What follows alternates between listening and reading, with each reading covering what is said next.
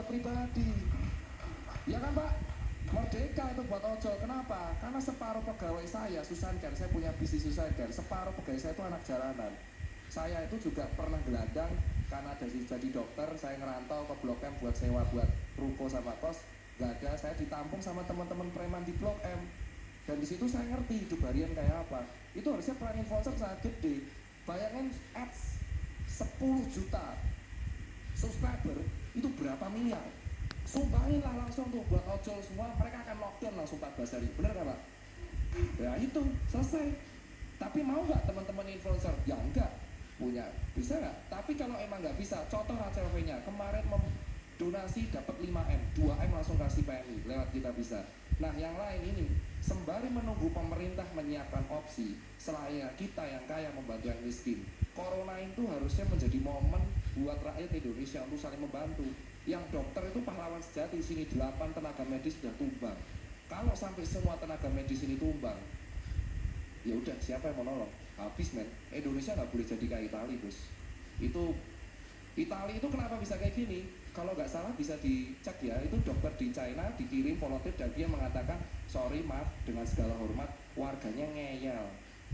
Ya kan, udah ada yang jalanan tetap nongkrong. Saya masih inget banget ada yang saya tegur, saya dokter, saya tegur itu di depan nongkrong kafe, bor, bubar bor, ngapain jam segini nongkrong di luar sampai ngerokok?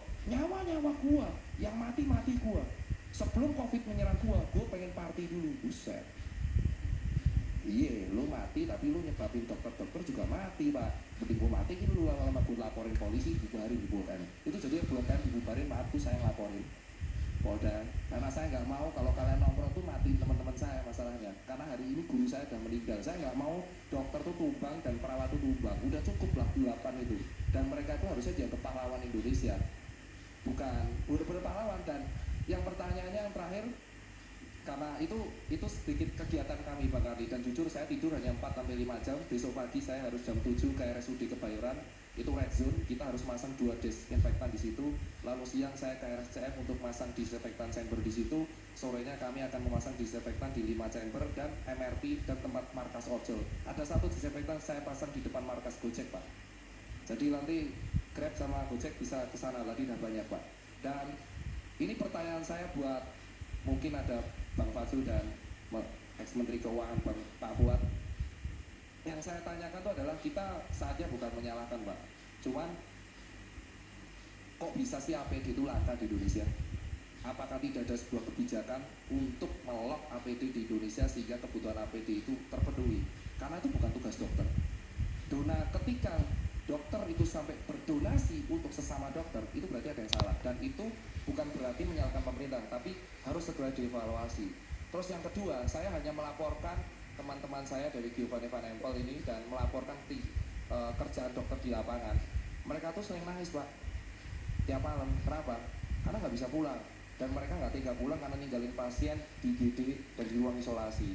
Dan faktanya adalah, yang teman-teman semua ini harus tahu adalah, teman-teman saya itu sebenarnya udah sakit semua, ngerasain radang tenggorokan, tapi mereka tetap swab test negatif, gas terus, karena mereka nggak tega ninggalin pasien. Pertanyaannya adalah,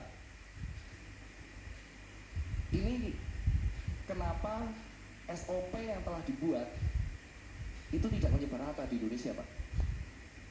Ini harus dievaluasi, karena teman-teman saya residen sebuah di rumah sakit di Yogyakarta itu sampai Februari tidak mendapatkan pelatihan penanganan corona. Jadi permasalahan di Indonesia itu bukan soal salah-salahan, tapi soal SOP yang berantakan. SOP yang berantakan, jadi atasan sudah membuat SOP yang keren, tapi tidak dilakukan dengan baik oleh jajaran tengah.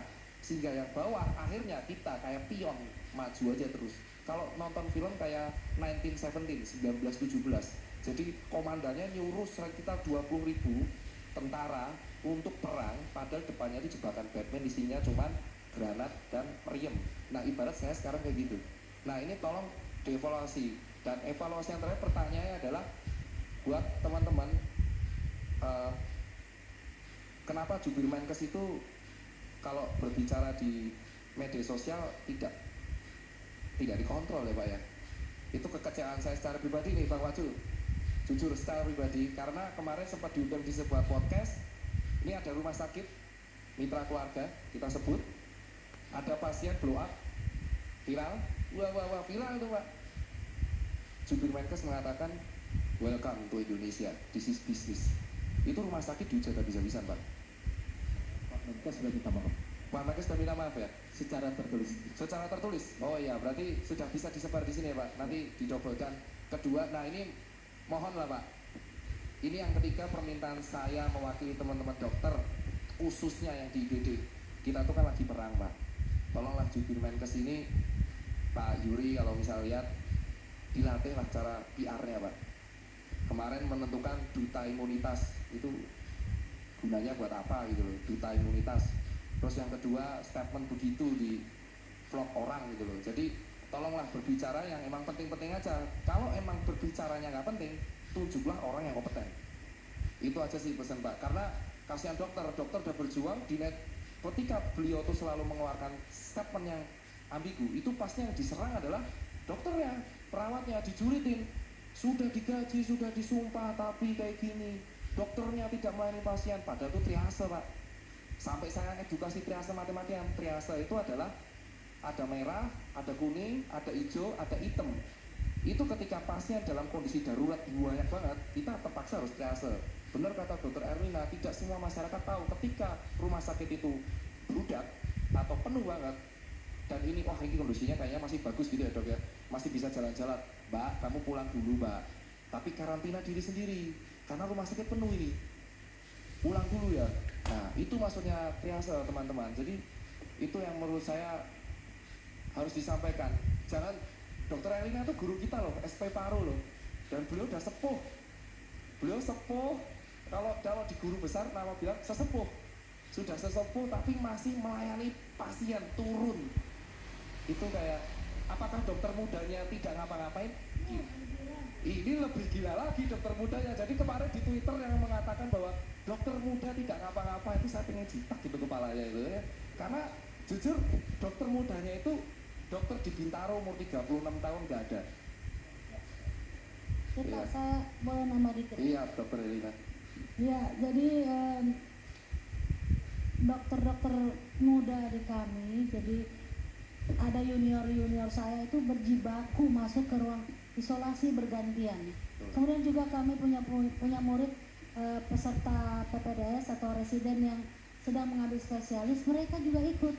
Dan saya baru tahu, ini saya terharu sekali ya, baru tahu karena saya ada di WA group, suatu WA group, dan ternyata ada orang tua dari murid saya itu mengatakan, anak saya sudah 2 minggu tidak pulang ke rumah, tidak berani pulang, bukan apa-apa karena khawatir kalau pulang menularkan ke orang tuanya. Jadi buat saya ini menyedihkan sekali, artinya sudahlah berjibaku sampai juga memendam rasa rindu kepada orang tua. Dan ini kita nggak teriak-teriak gitu. Dan bahkan murid saya itu nggak cerita-cerita, saya tahunya dari orang tuanya cerita kepada grup lainnya. Jadi tolong juga ini, tidak ada dari kami satu lagi niatan untuk menelantarkan, kami betul-betul mengabdi, tapi memang pekerjaannya banyak dan itu Baik banget. pasiennya banyak dan masyarakat tidak tahu ini. Kalau kita suruh pulang itu sebetulnya seperti dokter tidak katakan, kita suruh pulang karena kondisinya masih baik. Kalau di rumah sakit kan kita yang berat atau yang perlu perawatan gitu. Terima kasih ya. Nah, itu saya wakilkan karena banyak teman-teman anak muda tuh muja terus dan saya nggak tega, dan itulah alasan kenapa BNPB dan BUMN saya apresiasi dengan BUMN Pak Erik yang membuat Wisma Atlet. Saya pas H-1 saya koordinasi di situ Pak, bareng-bareng dengan Pak Maijen, Pak Polri dan kawan-kawan di situ. Dan saya juga apresiasi kemarin ketika saya edukasi cuci tangan, saya sangat dibantu oleh Polda Metro Jaya. Dan Polda Metro Jaya itu benar yang garda terdepan, dokter Rita ayo kita bantu masyarakat. Dan ini Pak Karni, ini ada teman curhat Pak Karni dari Puskesmas. Kita itu wajib kunjungan ke rumah pasien ODP di daerah Cirebon, tapi kita itu tanpa APD lengkap. Kita nekat karena kita sumpah dokter. Lalu jika ada PDP, prosedur perujukan pun masih kacau. It means rumah sakit rujukan COVID itu terlalu dikit. Jadi request teman-teman, rumah sakit rujukan standarnya ditambah, jangan persahabatan semua, nanti bludak di persahabatan. Ada banyak ya. ADP-nya kapasitas beda-beda rumah sakit. Lalu dinkes nggak siap dikonsulin, jadi pasien bingung dan kewalahan. Dan tadi yang di rumah sakit darurat juga ada antrian pasien ODP. Nah, ini sih sebenarnya semua berujung pada SOP. Jadi saran dari teman-teman kalau bisa Bapak Suni sangat minta tolong banget disampaikan ke Pak Presiden dan Pak Menteri Kesehatan dan seluruh jajaran Komisi Kesehatan dan Departemen Kesehatan tuh kalau bisa rapat terbatas untuk merapikan SOP yang ada di Indonesia. Baik.